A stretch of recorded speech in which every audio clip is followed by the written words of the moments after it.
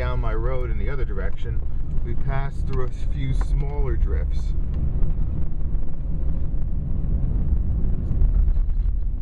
At this point, I think that I'm in good shape. Another smaller drift coming up. Made it through.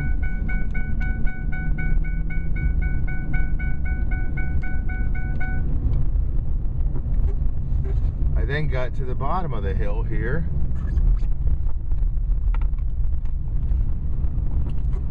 And encountered another monster drift, which I was not going to attempt. I can't even see the end of it.